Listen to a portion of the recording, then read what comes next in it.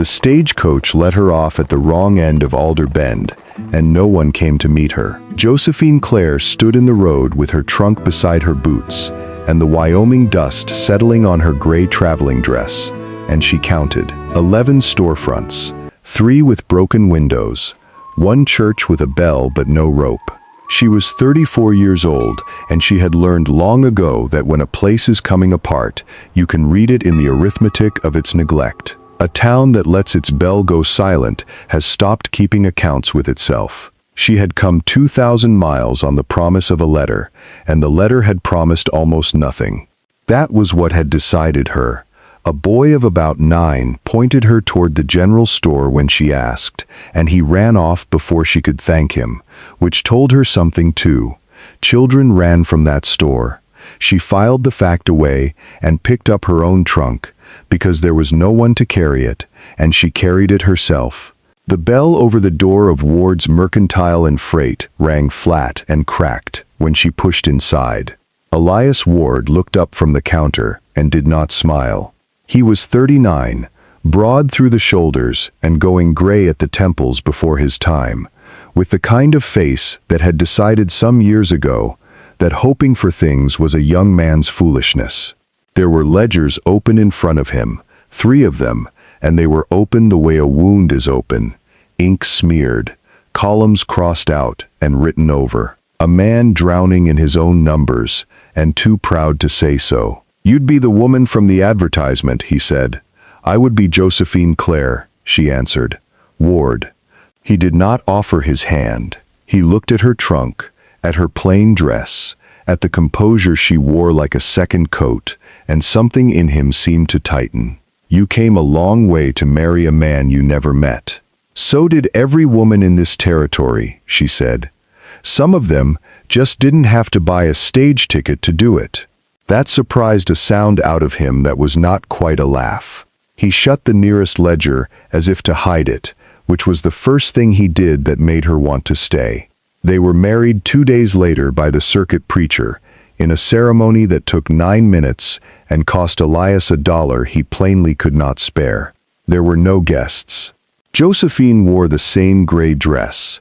When the preacher asked was there anyone to object, the empty church answered, and Elias flinched at the silence the way another man might flinch at a shout. That first evening, over a supper of beans and hard bread that she cooked and he ate without comment, she asked him plainly what she had come to do.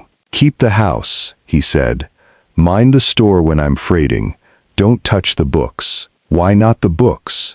His fork stopped. "Because a wife who reads is a wife who gets ideas," he said. "And I didn't order a wife who could read. I ordered a wife who could work." The letter said sturdy and willing. It didn't say clever.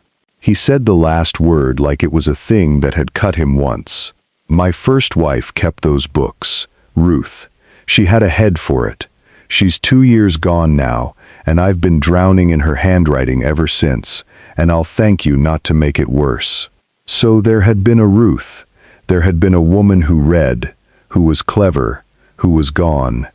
Josephine understood then that his gruffness was not contempt. It was grief, wearing the only clothes it had left. "I'm sorry about Ruth," she said, and meant it. "She went easy," he said, quieter, in her sleep. "Wasn't sick a day, and then she just went. I'm grateful for that much." He pushed his plate away. "Don't touch the books," she said nothing. She had learned that too, that some things you do not argue, you simply do. That night, when the house had gone dark, and Elias's breathing had settled into the long rhythm of a tired man's sleep, Josephine Clare lit a single candle and went down to the store. The ledgers were where he'd left them. She did not need permission to look, she only needed light. She opened the first book and began, at the top of the first ruined column, to read. It was worse than she had feared, and better than she had hoped. Worse, because the man had not balanced a book in 2 years, and the store was hemorrhaging money through a dozen small wounds. Credit extended and never collected. Freight charges figured wrong. A supplier in Cheyenne overcharging him by pennies on every order. pennies that over 2 years had become a fortune. Better, because every one of those wounds could be closed. The store was not dying, it was only bleeding, and bleeding is a thing that can be stopped. She worked. The candle burned down, and she lit another from her own small store of them, and the store around her filled slowly, with the particular quiet of a place doing honest work in the middle of the night. She found Ruth's old system in the early pages, before the grief had scrambled it, and she saw that Ruth had been careful and good, a woman who wrote her sevens with a little bar through them, the way careful people do, and that Elias had tried, God help him, to keep her method going, and had only known the shape of it and not the sense. He had copied her crossed sevens without knowing why she crossed them. He had kept her columns without knowing what they were for. Every page was a man's clumsy, faithful attempt to go on speaking a language after the only person who understood it had gone silent. It was the saddest arithmetic Josephine had ever done. By the time the window grayed toward dawn, she had 3 clean columns, a list of every debt owed to the store and every error bleeding it, and a letter half-drafted to the supplier in Cheyenne that would either shame him into honesty or lose Elias nothing to send. She was still at it when Elias came down the stairs. He stopped on the last step. He looked at the candle guttering in its dish, at the ledgers turned toward the light, at his wife of 2 days, sitting at his counter with ink on her fingers, and his whole ruined business laid open and clean before her. "I told you," he started, and his voice was rough. "You're being robbed by a man in Cheyenne," she said, not looking up. 4 cents on every hundredweight of flour for 2 years. I did the sum. It comes to more than $100. You've been carrying the Petersons on credit since the spring, and they've the means to pay. They're only waiting to be asked. Your freight rate to Rock Springs is figured on the old distance, before they moved the depot, and you've been undercharging yourself every trip." She finally looked at him. "Your wife kept a good book, Mr. Ward. You just couldn't read her hand. Now you can." He crossed the room slowly. He turned the ledger toward himself. He was not a stupid man. She had never thought that. And she watched him follow her clean columns down the page, watched the things she had done arrive in him all at once, watched 2 years of drowning come to an end in the space of a held breath. He sat down hard on the stool across from her. $100, he said. 111, and some cents. I'll have the exact figure by noon. He put his hand over his mouth. For a moment, she thought the hard, grief-shut face might come apart entirely, and she looked away to let him keep it, because that was a kindness a person could offer, and cost nothing. "You did this in a night," he said. "I did this in a night," she agreed. "Ruth did the hard part. She built it. I only cleaned the glass." He was quiet, a long time. Outside, somewhere, the boy who had pointed her to the store the day before went whistling down the road. "I said I didn't order a wife who could read," Elias said at last. "You did say that. I was a fool." He looked at her, and something had shifted behind his eyes. Some stone rolled back off a thing he'd sealed away. "You could have let me drown. I told you not to look. You'd have been in the right of it to leave the books alone and let the whole thing sink and go home to wherever you came from with a story to tell. Why didn't you?" Josephine considered the question honestly because it deserved an honest answer. "Because you kept trying to read her handwriting," she said. 2 years of it. A hard man would have thrown the books in the stove. You kept copying her hand because you couldn't bear to lose the last of her. That's not a man I could let drown, Mr. Ward. Whatever the letter said, he looked down at his own hands. "Elias," he said, "you'd best call me Elias, seeing as you know my accounts better than I do." It might have ended there, in a kind of peace, except that the town of Alder Bend was coming apart for a reason, and the reason had a name, and the name was Silas Coburn. He came into the store at mid-morning, 3 days later, in a coat too fine for the weather, and boots that had never seen mud. He was 50 years old, and he owned the bank, which in Alder Bend meant he owned the paper on nearly everything, the church's silent bell included. He had come to call a note, and the note was Elias's. $200, Ward, and it's due at the month's end, Coburn said, laying the paper on the counter with 2 fingers, the way a man lays down a winning hand. I'll be generous and say I'm sorry to do it.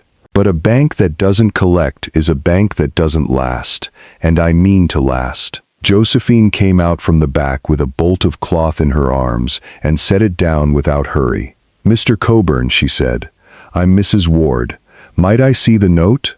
Coburn looked at her the way men like him look at women who ask to see things. It's a bank matter, ma'am. It's my husband's matter, she said, and I keep his books. May I see it? Elias, who 3 days ago would have told her the books were not her concern, said nothing, and his saying nothing was the loudest thing in the room. He nodded to Coburn. Coburn, thrown by the nod, slid the paper across. Josephine read it the way she read everything, all the way to the bottom, and then she read the bottom again. This note carries interest at 1% the month, she said. You've been charging Elias too, for 14 months. She set the paper down gently. By the terms written here, in your own bank's hand, my husband has overpaid you by $31, which means the note is not $200 due. It's $169. And I'd not be in a hurry, Mr. Coburn, to take a foreclosure before a territorial judge with your own arithmetic against you. The store went very still. Silas Coburn was not, in that moment, a villain in a story. He was a man who had made himself hard in a hard country and had forgotten, somewhere along the road, that he had ever been anything else. Josephine had seen it before. She did not despise him. She only looked at him steadily and let the numbers do what numbers do, which is refuse to lie for anybody, banker or beggar. That's, Coburn started. An error, Josephine finished for him, kindly, giving him the door out of the room he'd trapped himself in. An honest one, surely. 14 months is a long time, and one figure looks much like another to a busy man. I'm sure you'd not have meant it. She had handed him his dignity back with both hands. She had let him be a man who made an honest error, instead of a man caught robbing his neighbors. And Silas Coburn, who had come to take a store, stood in the wreck of his own note and felt the strangest thing he had felt in 20 years, which was seen, and having been seen, spared. He picked up the paper. His hand was not quite steady. I'll have my clerk redraw it, he said, at the correct figure. That's good of you, said Josephine. He got as far as the door. Then he stopped, his back to them, and Elias would swear afterward that the man's shoulders came down an inch, as if something heavy had been set on the floor at last. There's a family, Coburn said, not turning around. The Delacroix, out past the creek. I've got the paper on their place, and I've been meaning to call it. Same as this. A pause. The woman's got children, 3 of them. Another pause, longer. I don't suppose your books could find an error in that note too, Mrs. Ward. I expect they could, Josephine said softly, if a man wanted them to. I believe a man might, said Silas Coburn, and went out, and the cracked bell rang flat behind him, and for the first time in 2 years, it sounded, to Elias's ears, almost like a bell. They stood together at the counter, after he'd gone. You didn't beat him, Elias said, wondering. You had him. $31, his own hand.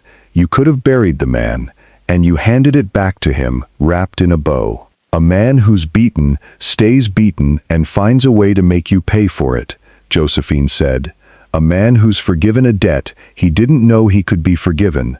That man goes home and forgives another. You watch. The Delacroix will keep their farm.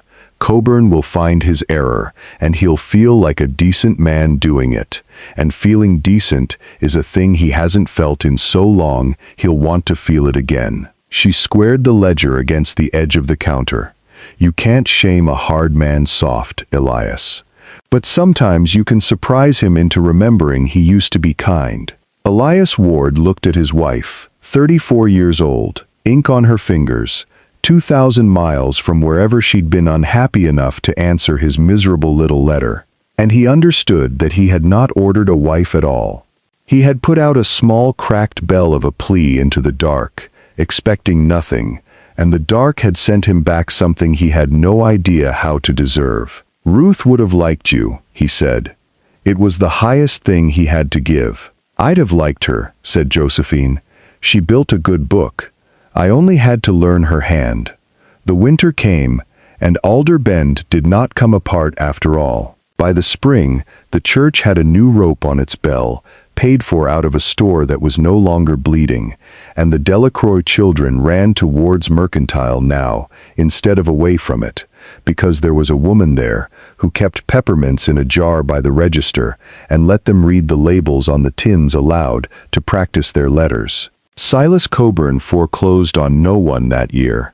He told people it was a soft market, that a wise banker knew when to hold his hand, that a town where folks kept their farms was a town where folks paid their notes in the end. It was not true, and everyone knew it was not true, and no one said so, because the lie he was telling was a better man's lie than any truth he'd told in years. Josephine let him tell it. She had learned that too, that when a hard man reaches for a kinder story about himself, the merciful thing is to hand him the pen and let him write it. Elias learned to read his wife's hand, as once he had tried to read Ruth's, and this time he understood the language, and not only the shape of it, and on winter nights they did the books together at the counter by lamplight, 2 clean columns of figures between them, the sum of it always, somehow, coming out to more than either of them had put in. He said it to her once, near the end of that first year, plain as he said everything. "I told you I didn't order a wife who could read." "You did say that," she said, not looking up from the ledger. "Turned out reading," said Elias Ward, "was the only thing that could have saved me." And Josephine Clare, who had counted 11 storefronts and 3 broken windows and 1 silent bell on the day she arrived, and had decided to stay anyway, set down her pen and looked at the man beside her, and for the first time, in a very long time, did not count anything at all.